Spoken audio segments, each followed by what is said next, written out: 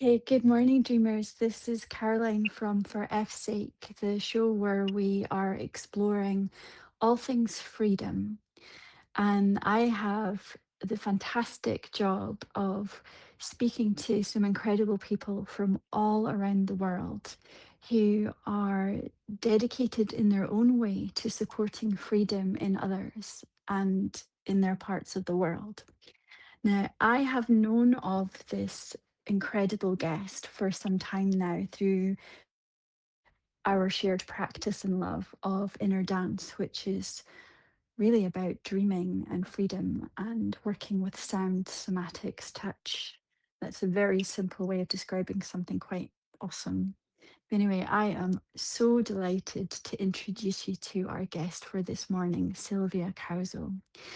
And she's a trauma informed coach and energetic realignment facilitator. And she supports accomplished leaders, founders, and cultural change makers to stabilize and integrate their mental, emotional, and energetic load of leadership. She's also a co founder of Lead and Belong. And I don't know, just her work sounds amazing. And I can't wait to hear more from herself about what she does.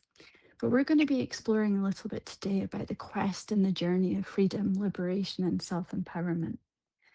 But before I pass over to Sylvia, I guess I'm just inviting you from wherever you are, whether it's live with us in this moment, whether you're listening to us later on at your own convenience, maybe just to get yourselves comfortable, to do what you need to do in this moment to facilitate your own freedom. Now, what that means for me is I'm going to make sure that I'm seated really comfortably so that my spine is in the best alignment as it can be because I have a tendency to slouch. And I've got my cup of Blue Lotus tea close to hand. So I'm just going to get myself in a comfortable position and I invite you to do the same. Wherever it is you are, can you just attend to your own freedom? Just maybe that's through a breath, a wriggle, or a readjustment. Just even noticing where and how you are in this moment. And with that, dear Sylvia, welcome to the show. Thank you, Caroline, for inviting me, and I am excited about this. And can I just say, as I just follow up from what you said, inviting people to free themselves a little bit more. I'm actually freeing myself right now by attending this call, but I'm freeing myself from the need of control to know that every single word that I'm going to speak in the next 55 minutes or so. So I haven't prepared. and and that was I thought, oh, this is my intention. I'm gonna free myself. But this idea that from the fear of not knowing, of the uncertainty of what was to come.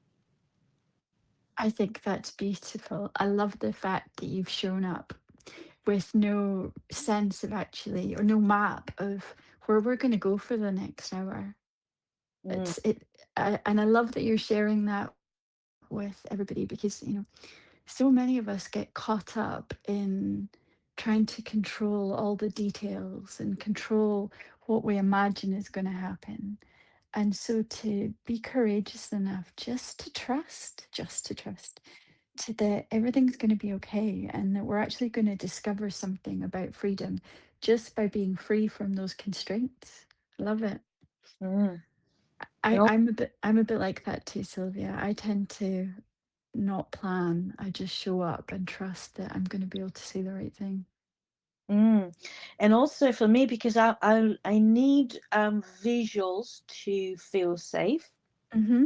And in my life, I always actually avoided telephone conversations because I don't see the person. I don't see when I can. Actually, my challenge is I worry that I step in and always speak, Hmm. and I just so not seeing the person is a challenge. So I'm freeing myself from that fear as well. So thank you. Well, yeah, amazing.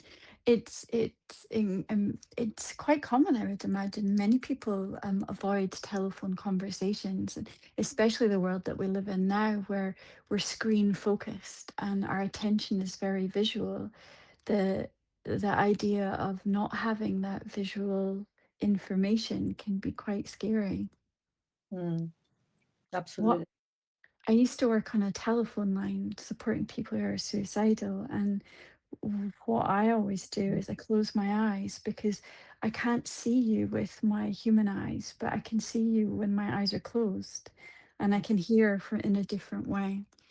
So there's a wee tip for anyone that ever needs to have a phone conversation and to listen deeply through a different set of ears and eyes. Mm. Anyway, Because enough our about words me. also have different, right? Yes, exactly. So tell me about you. Tell me about the incredible work that you bring into this world. Well, thank you for the word incredible. I'm just trying to bring some work that contributes to this world. And I think, first and foremost, I do work on myself and I share it in the hope that will help someone else. And generally it does because, when we say there is one, there is some. And we all have our own stories and our own, experiences. But fundamentally, we are made of the same thing. We want the same thing, essentially. So this is why I share my work, because I think any kind of inner work and the search for freedom and quest is very contextual and it's very Mhm. individual. So and it's also multidimensional, and so it is difficult to do or offer work that will fit everyone, but we can offer work that is malleable, that can help anyone because it's flexible. And the work that we do within a dance, with trauma informed coaching, and just by being our authentic self, I think helps people, give people permission, the permission slip to be themselves as well. Yeah. So I'm hearing how you show up and hold space, how you Mm. give yourselves freedom to be yourself, really invites other people to do the same. Mm, yes. And I love the way you already, verbalize the words that are not speaking. And this is what I think I do as well, very well. I really like to pick up on what's not spoken. Because again, we speak only what we feel safe to share, right? But if Hmm. we want to be challenged, and especially if we are a professional that wants to help someone else, we really need to go beyond and beneath the surface. Okay. So in a session with you, for example, you're listening to not only what people are saying, it's what they're not saying. Mm, yes, What's what remains maybe in that unspoken field of information. absolutely. And also sometimes um, the subtle change in the voice or the facial expression or the posture is actually almost like an attempt of the unconscious to tell something. A bit Hmm. like, so the logical mind, the adult, the present person there is saying something, is containing themselves, but the unconscious wants to come up and say, oh, there is something else here. So picking up on those little nuances is very, very important, in my opinion, as a practitioner, to help this person in front of me just to speak what they really need to speak. Because, Yes. going back to the topic of the quest for freedom, I, I believe that the quest for freedom is in unfolding. I become free as I speak rather than when I get to a destination. As Okay. I'm voicing my fears, I'm becoming freedom as I do that. Okay. I'm really God, there's so much coming through for me. Let me just slow down just for a moment, just so that I can acknowledge some things that really have stood out. So I'm hearing you really witness and honor the parts that want to be known through the subconscious, through those sort of nuanced and subtle expressions that might tend to be overlooked or remain invisible with our normal eyes and ears.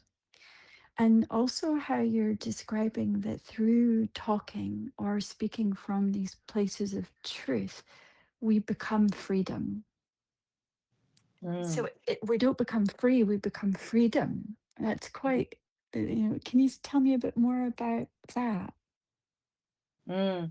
I love when you say that because 5 minutes of, well, actually not five, more than 5 minutes before the call, I was putting down some notes, and I've written down, what if, how would our life change if instead of saying I'm searching for freedom, we shift to I am freedom. Like freedom is not an external something that comes to us, but it's something that we Yes, embody, within ourselves. It's like a fruit. yes. Well, let's just let that land for a moment. You know, Mm, what, just for a moment, for those listening now, later, including ourselves, Sylvia, just to say, I am freedom. mm, I'm curious what happens inside of you, Sylvia, when you ask that question, and what if, and when you say to yourself, I am freedom. Freedom is me, mm, it's not outside of me. mm. For me, it's a really, I can feel every single cell of my body vibrating at a different frequency. Hmm. It's like a full body experience. Um, and it's actually emotional Yes. because it brings, when sometimes people cry and they say, oh, it's joyful tears. That is freedom, essentially. That's what they are experiencing. And so there is a revibration of that sense of like, oh, finally, I am at home. I'm finally here fully in myself. Hmm. I was listening to a podcast with Stephen Bartlett and Tony Robbins, Okay. and he talks about this six human needs, and it's not the only one. Many people speak the same thing about the need of certainty and the need Hmm. of uncertainty. And also Esther Perel, she's a psychologist or Hmm. psychotherapist for couples, Yeah. and she talks about the need of safety and novelty. I think she speaks in terms of two words. So we need certainty to feel safe, and also we need uncertainty to keep up the zest for life, to keep Hmm. kind of curious. And I was reflecting that for me, freedom is actually to keep them both at the same time, in the same moment, to experience both. Yes. So there's something about freedom is that how the pendulum holds both uncertainty and the unplanned, and certainty or safety and familiarity. Mm. The, Yeah, but that visual is very beautiful. But also the pendulum, at some point, will stop in the center, and mhm. will just, make a very small, precise circle. Yes. And Okay. for me, that is the holding of the certainty and the uncertainty at the same time. Yes. Sadhguru says, um, what does he say? Hold on, my brain just got for a moment switched off. He talks about a stillness. That stillness is the only. I'm paraphrasing here. Is the only state of completion. It's only in the stillness that we are complete. No, actually, it's talk about emptiness. It talks about emptiness. Is the emptiness is the state of completion. Mhm. Because we are nothing and everything at the same time. Yes. I think I'm diverting here a little bit. I'm going to be around the circle. Well, you're free to do that, right? Thank you. Um, I went to see Tony Robbins in Anaheim in September for a few days, and he spoke in great depth the six human needs, two of them that you mentioned about certainty and uncertainty, and how we had to measure for ourselves what we prioritize. And for me, certainty was kind of way down the bottom of the list. Mm, And I love how you're speaking about that we need both sort of in harmony with each other, balancing each other out to live that a full life, one where there's structure and familiarity, but also enough of the unknown to stay vitalized and curious and excited and exploratory. mm. But And yeah. no, carry on. Sorry. Well, I was going to say that, when the pendulum swings too far, either in towards certainty or uncertainty, that's where the imbalance comes. And so I love how you're speaking about that middle point, that empty point that holds both. Mm. Yeah, and I mean this certainty and uncertainty for me, is very visual, very present in terms of relationships, right? Because we all want to a partnership because Hmm. it gives us co-regulation, which we are, born for co-regulation, and at the same time, the mundane, the routine of a relationship is also something that we want to avoid at all costs. So how do we find that balance? Especially when in a relationship for a very long time, how do you create that balance? And again, going back to freedom, you need to kind of free yourself from the idea that the definition of relationship is universal and equal for every Hmm. single couple. Yes, absolutely. Yeah. So I'm diverting again, but it's wonderful to be free. It is really wonderful, and it's bringing up so many, like, we've got so many options right now. Mm, But I guess I'm wondering about, you know, from what you're bringing in and from how you support people. So each of us in our own way, whether we're fully aware of it or not, is on a quest and a journey of freedom, really, or mm, to be freedom. mm, And I'm wondering how you support that in other people, and any tips and advice you have for listeners who might be either on the journey or even considering embarking on their own process of becoming freedom. mm. So in my work and my approach is that I don't get fixed on a technique. I really, or on not many practitioners have outcomes anyway in sessions, but for me, it's being present with the person. And it can be a coaching session, or it can be a session where we sit in the body and we explore what's coming up, or it could be a combination of both. Hmm. Or it could be that sometimes a client just needs to hear your own story, because it's the only way they can co-regulate and they can become present.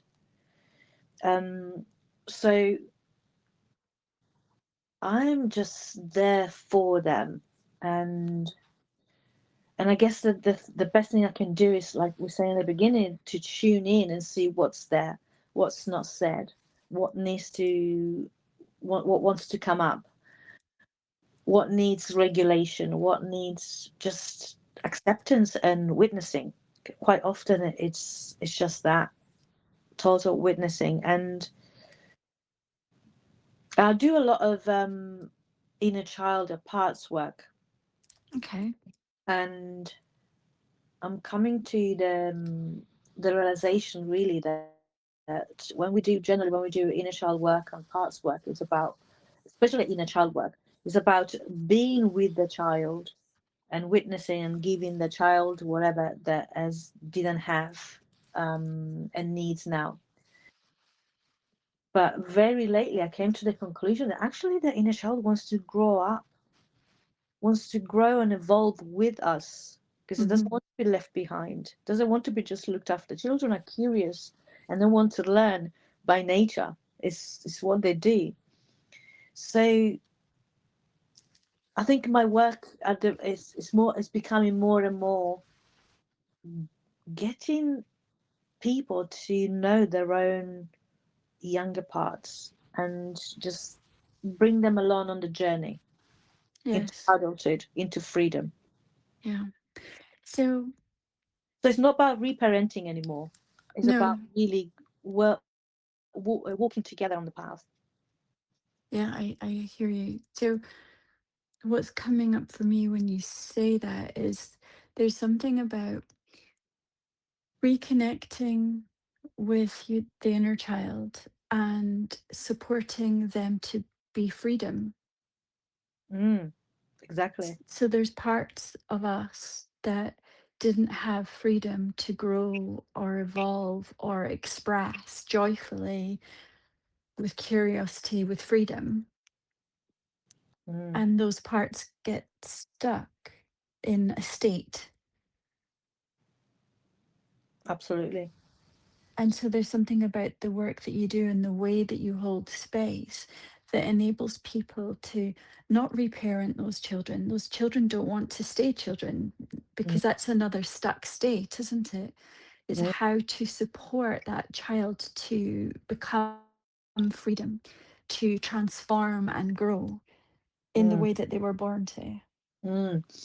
There was one session when I clearly I had this visceral experience, that the child of the client Hmm.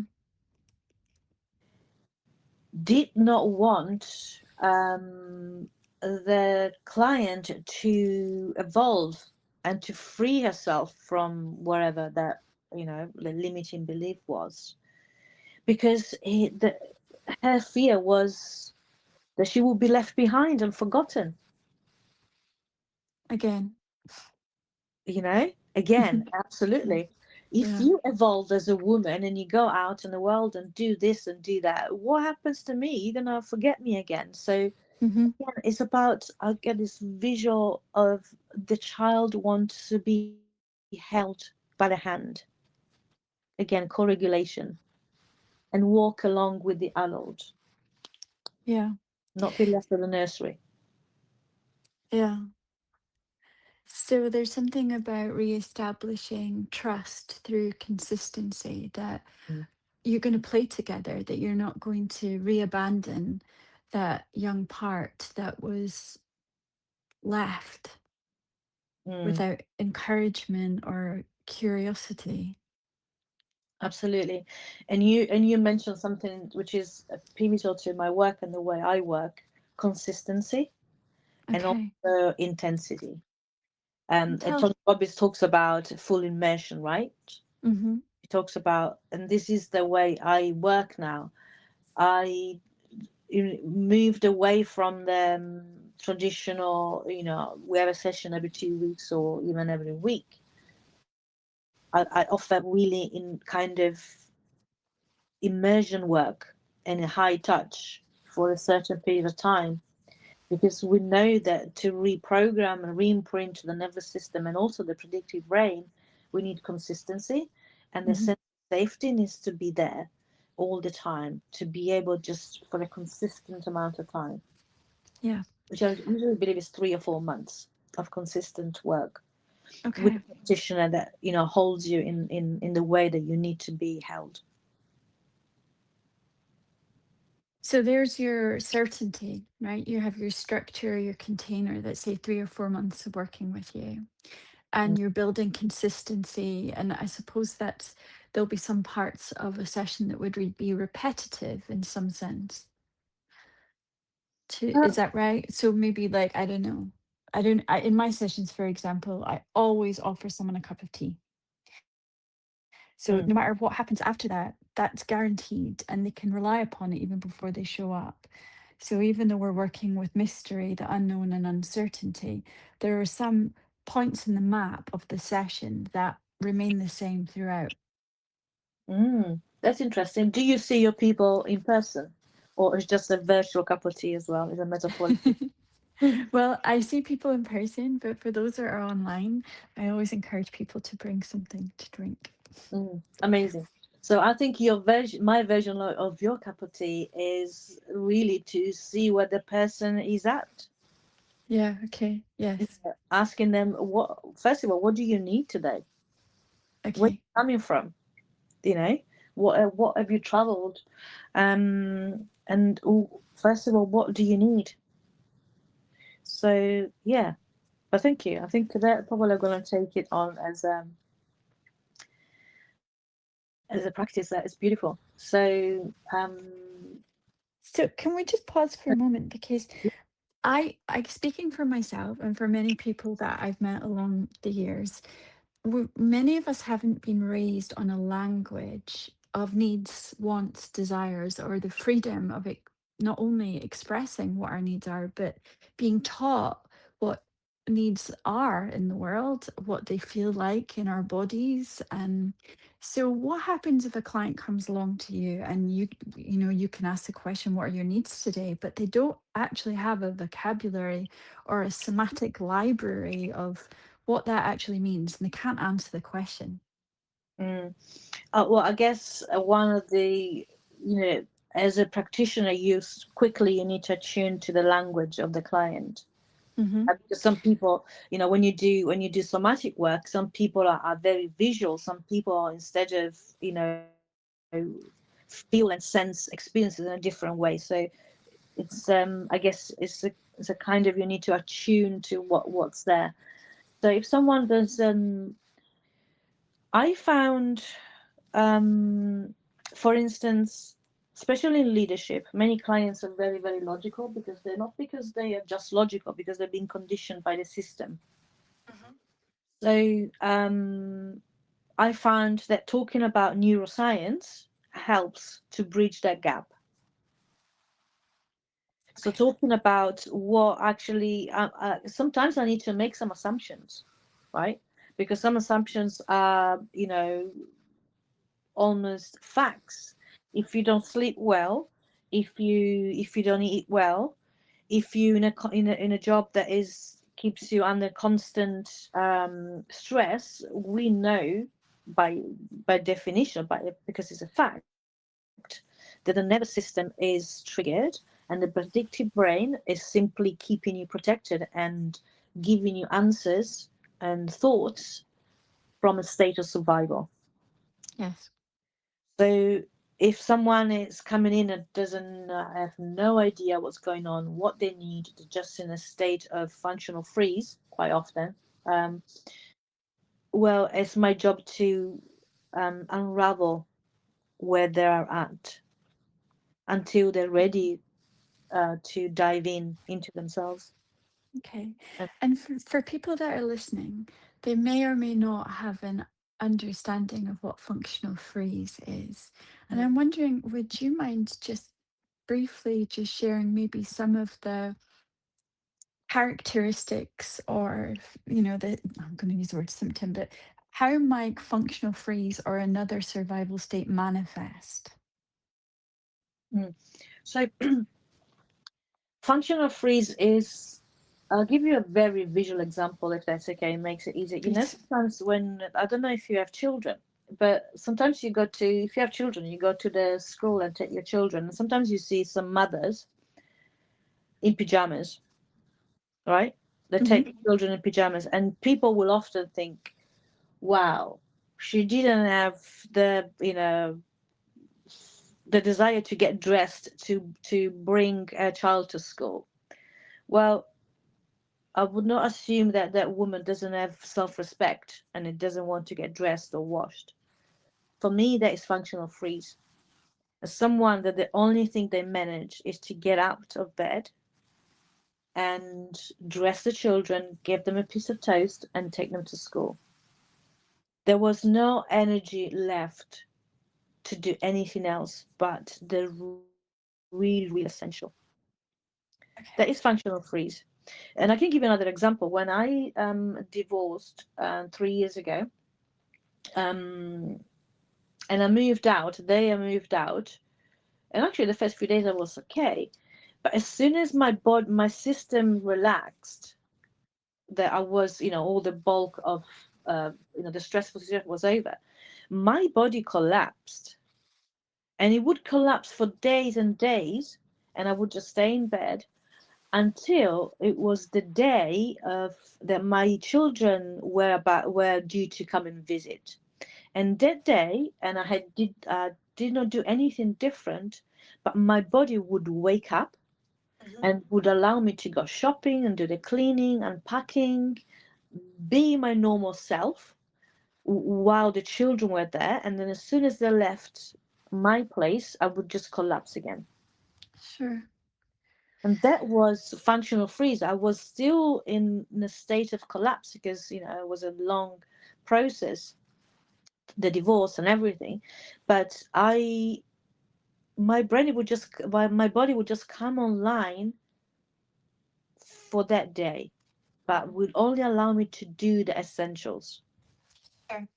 So there's something about, like you say, that the bare minimum, the essentials that need to be done. And I guess what I'm hearing from both visual examples that you're sharing is that there's something about external accountability that you're functioning almost for other people. You know, the person showing up at the school in their pajamas, it's not for themselves, it's to make sure that the child gets to school. And the example, if you don't mind me referring to your own personal story, is when it came to the love and well-being of your children is, you know, is what supported your nervous system to come out of collapse into functional freeze, actually, to Mm, then do what needed to be done for them. And then when they had to then leave again, you could go back into collapse. mm. So Essentially, that, sorry, I'm bumping into you there. I'm just wondering if that's how many people are living nowadays, that they go to work, they do exactly what's required of them, or more, whatever that is. And but when they get home, they function, they're in their collapse state, perhaps. The TV goes on, wine gets poured, maybe they're not eating very well, but they're just collapsing on the sofa because there's nothing else left. exactly, exactly. You hit the nail on the head. And with my partner Adrian, and we run Lead and Belong, is about rehumanizing the workplace. We always Okay. say, just people leave their identity at the door when they go to work, Hmm. and they just function, like you say. They just, and that depletes everything. And also, when you go back home, you take work with you, right? Because the Hmm. body, like the nervous system takes a while to get used to it. For instance, in my case, when I collapsed, my nervous system collapsed after I moved out. It wasn't because I was in danger or because I was under stress. It's actually because my body was catching up with my new freedom. Okay. There is a delay. So when someone leaves work, they don't leave actually work. They take the work back at home, and Hmm. you say they numb themselves out with alcohol, shopping, whatever, whatever they, whatever they do. and it's incredibly sad because the majority of us live in this state. Yes. And I think you're speaking about something so deeply important about how there is an expectation to leave your identity, whatever that is. What makes you unique and awesome as a human at the door when you go to work. And I suppose many people would say that that's also true in other systems like education, that, Mm, children are taught to not explore their unique identity, but to, you know, leave it at the front door, come and sit down and be still and be the worker bee doing their tasks and exercises. mm, mm. Another example of functional freeze in schools, the girl or the boy who sit at the back of the room and they Hmm. quietly to do their homework and they behave and they listen and they're very they keep to themselves. Those are potentially in functional freeze. These are children are not just well behaved and Hmm. angels and model students. Those children are in a trauma response and in functional freeze, Okay. and S- quite often they get overlooked and left Yes. behind.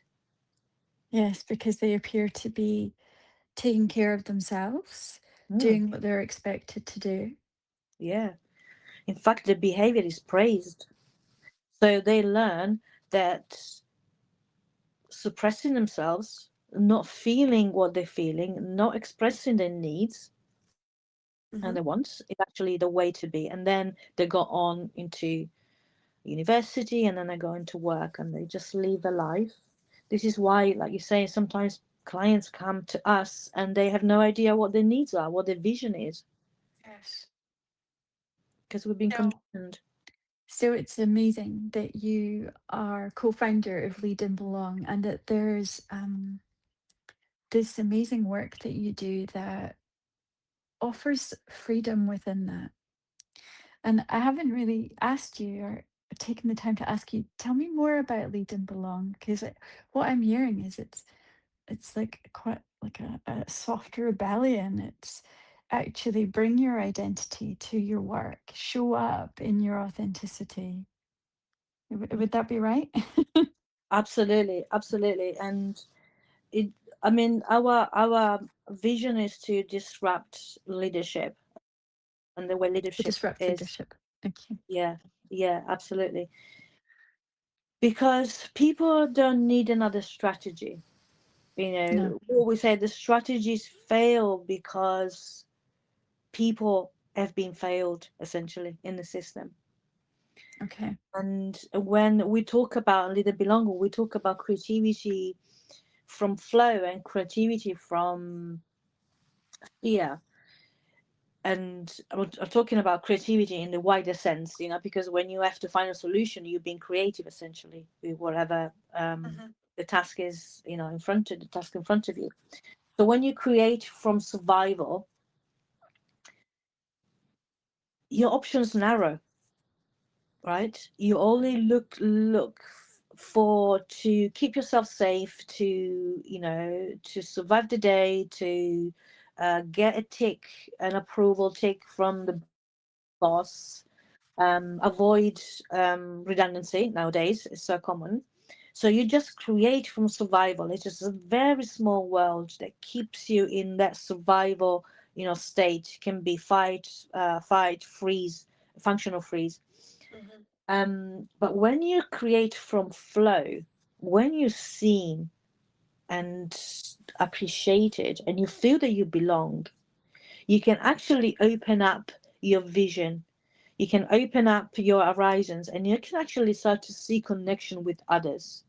Oh, I have this great idea, but my idea combined with your idea is so much better. Let's work together because we feel safe and we feel that everyone is valued, whatever the contribution is.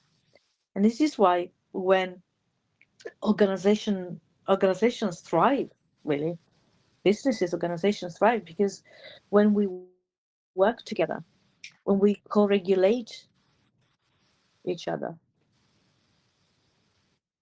and I think, Hmm. especially with AI, that is going to be the advantage of organizations that actually will be able to, first of all, decondition the workforce, because we all been conditioned to work a certain way Yeah. and to behave a certain way, and then to start to tap into the creative source that is humans, every single one of us. Wanted to say something else, but I think it slipped my mind again. Um, but anyway, will come back to me. So, yes, lead and belong the workplace, humanizing the workplace and disrupting leadership. Um, And do you find that more and more people are interested or are finding their way towards this way of working, that they want to disrupt leadership or the systems and the certainty, I suppose, the rigidity of how organizations have been run up until this point? mm, that is interesting. So, obviously, it is easier to work with emerging leadership, so with new leaders, or Hmm. with new organizations, or new businesses. Of course, they're easier. The other work that we do is to work with the ERGs, the groups, the community groups within organizations, which are the grassroots of change, essentially. Because we work a lot with in the sphere of equality and diversity and equity as well.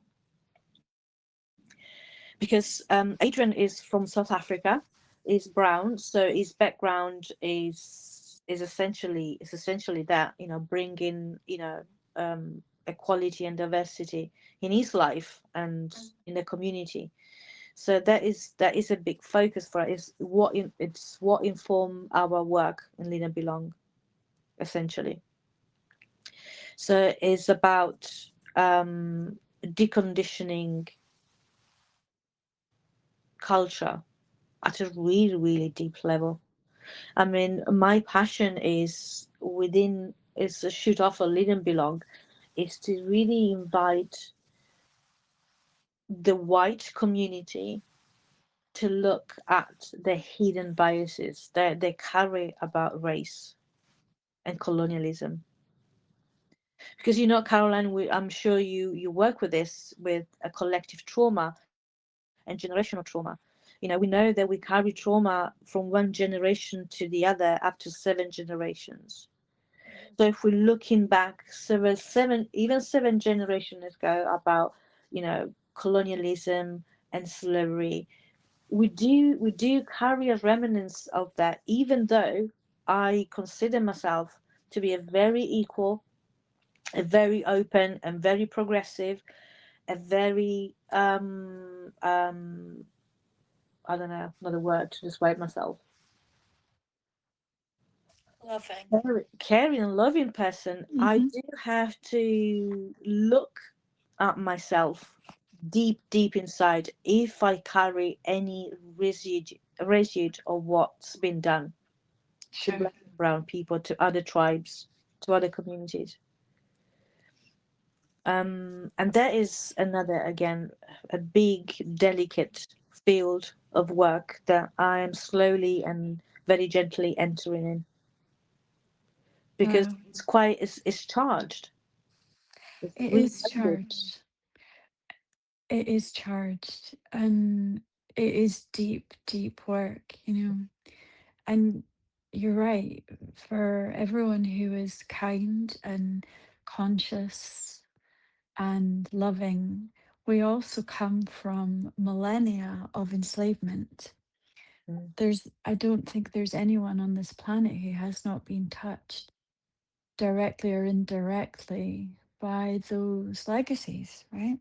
mm, And if within our genes, within our double helix, we have the capacity to tune into any story or experience that's ever happened in any timeline, then that residue is available to us, isn't it?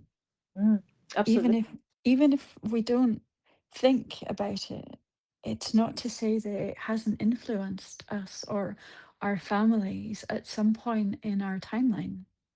Mm, absolutely.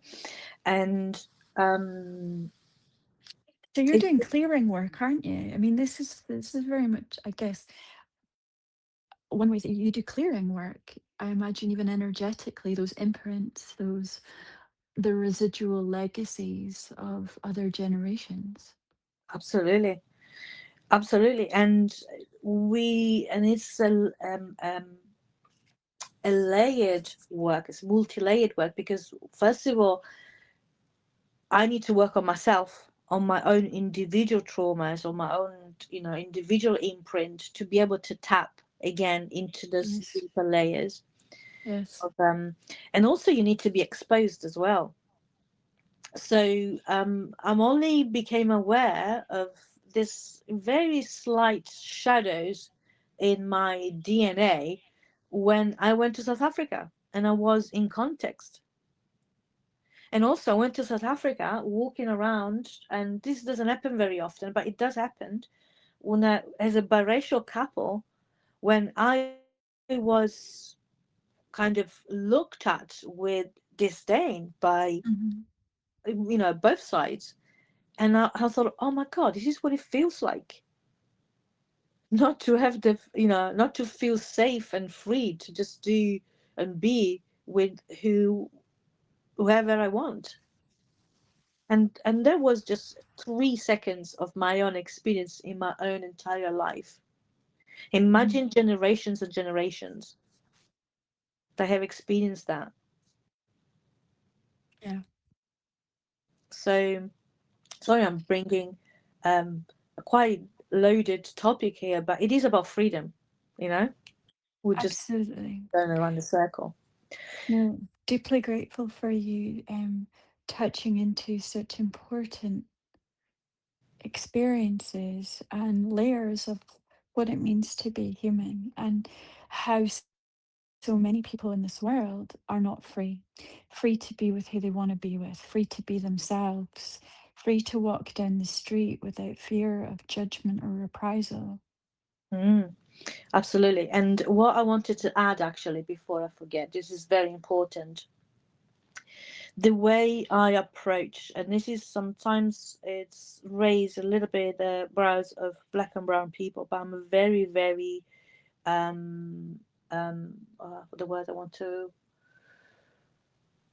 passionate about that the work that white people have to do, it needs to be in a safe environment because until the nervous system feels safe to look at this deep, deep unconscious, trauma that we carry as the colonizer, right? As the oppressor, we're never going to be able to do it. So I think it needs to be Mhm, done very gently, and it's just an invitation just for the people who are ready to do this work. mhm. It can't be forced on anyone. It can't be imposed. It needs to be done very safely in a space that can hold a very difficult conversation. Yes. Otherwise, Yeah. we run back into polarity and division and defensiveness. Yes.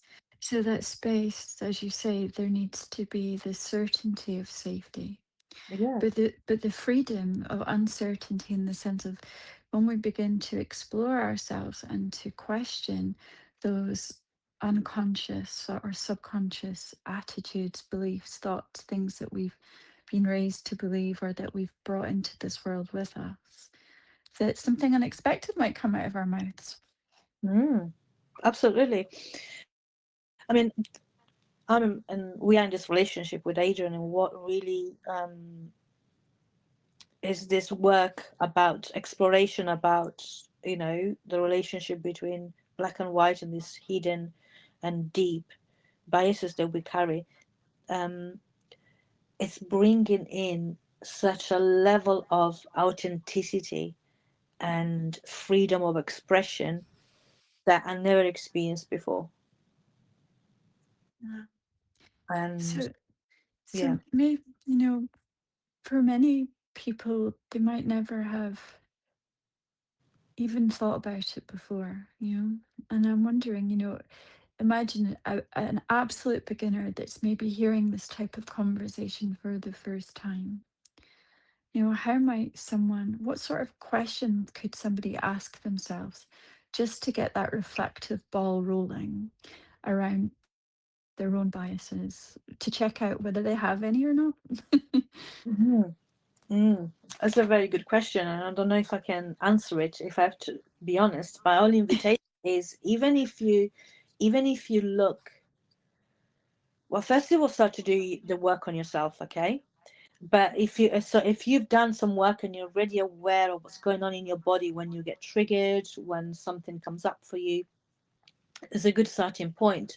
And even if when you look at the news, right, and you see things, or even when you go in the shop and someone from a different ethnic background walks in, just tune in. What is happening in your body? What are your thoughts?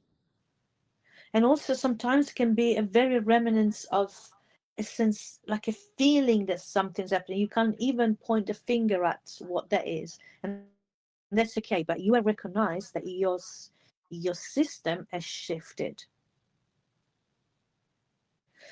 And I guess the best way to start to learn um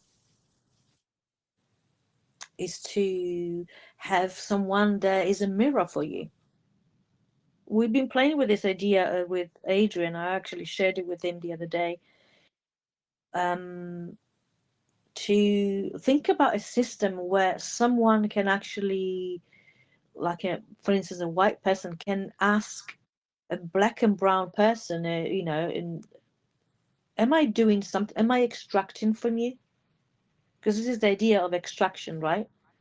From one community to the other. That is a big thing. Am I extracting? Am I trying to get some ideas so I can? And this is happens actually a bit between people. It doesn't have to be a different race. We do this all the time. We have conversations with people and we just take ideas instead of, and sometimes we use them as our own. So have someone that is it's a mirror, and that's very Can you s- helpful. can you say a little bit more about extraction? Again, just imagine someone's listening and this is the first time they've ever even heard of something like that. How can you give an example of you're in a conversation with someone at work, for example, and there's an opportunity to ask yourself or the other person that question around extraction. Mm. Um, so I mean, it's a very simple thing is you're having a conversation and they say something incredibly insightful that you find incredibly insightful, then you write it down and you're going to be using it. I mean, as it is. I mean, I'm not talking about, because all the ideas that anyone shares and even the methodologies, they're all been done, right? What we need to do is to re frame those things and make them our own. Everything I said today is nothing new, really. It's just been filtered through my experience. Yeah. All the learnings of all the different teachers and the mentors that I follow, the information's been filtered through me into my way of saying things. So doing that, that's okay, but just taking word by word, for instance, from people and using ideas, it's extraction. Have you never, like, this is happens quite often in meetings in organizations where maybe a woman or someone who doesn't have or someone who doesn't have qualifications, or someone from a different background, they stand up, say something that is clever, right? And everybody just, just ignores it. And then after 5-10 minutes, someone else, maybe a man, maybe be a higher up in a bit more senior, that's the person I spoke before, or this and that, or be a bit more like, assertive in their ways, will repeat the same, give the same ideas, and everybody else is listening. And everybody says, oh, that's a great idea. That is also extraction. And it happens every single day, Mhm. in every single workplace. So, any advice for us listeners who might have experienced a time when we've been overlooked Mm, in that, in using the example that you've just given, but to stay within our freedom and to continue to express ourselves, even if there is extraction or people are, yeah, using our examples, but in a way that they get heard. mm. Well, it is contextual, right? Sure. Yeah, because if you work in an environment where you're the only one who can see that and nobody Mhm. else is, it's very, very difficult. So at that, in this case, I will say, do your inner work. Clear the residue, because that what does will builds up resentment and frustration, which are not good for you anyway. Mhm. The other thing is, I would say, if you come up with an idea, you are a creative, and you can come up with many other ideas. The person who's extracting from you, they have not that capacity. So they essentially they do that because they're unable to come up with their own ideas. Yeah. So And there's something here about being freedom, that to honor your own creativity, that you're creative enough to have discovered that idea in the first place. You can also be very creative in other solutions to manage those situations. absolutely, absolutely. And also, if you're in a place where you are devalued, not seen, not heard, maybe it's time to move on. And Yes. to surround with people that they see you and they value you. And that might require a bit of a personal inner work, so you can become that grounded person that can take radical responsibility of Yeah. her or his own life. And just want to acknowledge that not everybody is in a position to be able to make those changes. But I guess what I am hearing you consistently say throughout this last hour is that freedom is not only a process, it's a way of being, it's Mhm. our true identity. And that through self reflection, through doing that inner work, we can cultivate and nourish the freedom that we are inside of ourselves. Absolutely.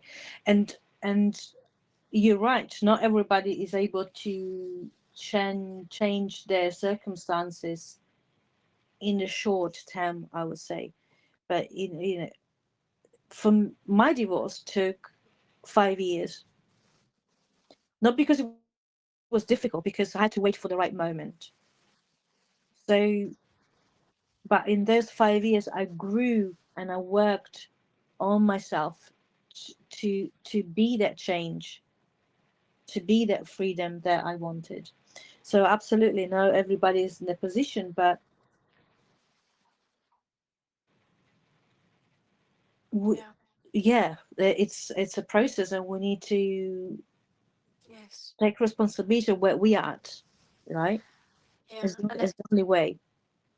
And I guess just it reminds me yet again that freedom is an internal Mm, state first before it can be actualized through our actions, through our decision making that actually it's something that we cultivate inside of ourselves. It could take 5 years, it could take 50 years, it could take 5 minutes, but Mm, it's something that it's a relationship with ourselves first, and then we birth it into the world.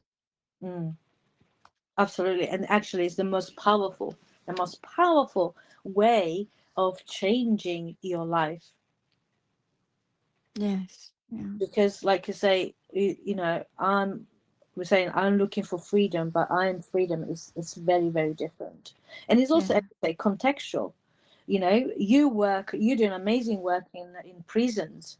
And again, freedom in that context is very, very different. It's a very, very it's got to be internal, right? It does. And a huge part of the work that I do is to invite people to reimagine or reconnect with what freedom is. That freedom isn't a release state, that freedom isn't something that happens outside of a prison, Mm, especially because most people, because of their life circumstances, just go right back to the conditions that created their imprisonment in the first place. So for yeah. me, that's not freedom, just at all. It's the exact opposite of freedom. Some people are more free in prison. I know that's not a very popular um, position to hold, but from what I'm hearing directly from people who are incarcerated, is that for many people they do feel freedom inside because they have structure and certainty, that Mm, they have choices that they don't have when they're on the outside. mm. But anyway, Wow. that's another big exploration. And I'm aware that we've arrived at our time, Sylvia. Goodness, I think we began to burrow into 100 different rabbit holes there, which is incredible. It opens up so much. And Mm, I'm so deeply grateful to you for today, for igniting so many questions, possibilities. Yeah, even just the invitation to examine our own biases, known and unknown. And I'd say for the large part, they're unknown because we don't have to think about them really. exactly. Um, so and just how to really also be with our inner child. The child doesn't want to stay the child. That's the point, right? Or it's another frozen functional state. The child wants to grow up in and reach the full potential that they were born with, and that's true for all of us. So how Mm, can we then look after those parts of us that are frozen in time, that need not reparented but need that love encouragement to become that transformative state that we call freedom? mm. But I wonder, if there's anything that you'd like to say just to wrap up this hour and then to stop the recording, and then we can move on to anyone who might have some questions. Mm. I don't know. I think you summarized our conversation very, very well. So I don't want to. I don't think I can add anything. I can only read this little short poem that I wrote a few weeks ago, and I'd love actually I that. would like to read it because it's the first poem that I write and the first time I would read it publicly. So that Oh, would free myself. we would And love that. so, if you allow me, I will do that. Please. So the poem I called it "Searching for Home" or "Searching Home," but you could replace that for freedom, really. So we are eternal nomads. Home is where we sit, rest, and ponder. Like feathers, we wander wherever the lightness of our soul meets the wind of our life. No strings, no chain. We roam in search of a fleeting moments of resolution. The truth. I'm truly home. I'm truly free in the contemplation and unraveling of my quest. And that's it. Wow, wow. I'm just receiving the medicine of your soulful poem. Really speaking to me in so many deep dimensions. Thank you so much for sharing that with us. Thank you for That's good. That's going to ripple out for a long time. thank you. Thank Any, you so much. anyway, so let me just officially say thank you to everyone listening right now, in the future. Thank you so much to Sylvia for being here in the most incredible of ways and sparking such really fascinating conversations. We will be posting Sylvia's contact details so that you can have a closer look at the amazing work that she offers to this world, and if you want to contact her directly. But for today, for F's sake, thank you so very much. Let me stop this recording.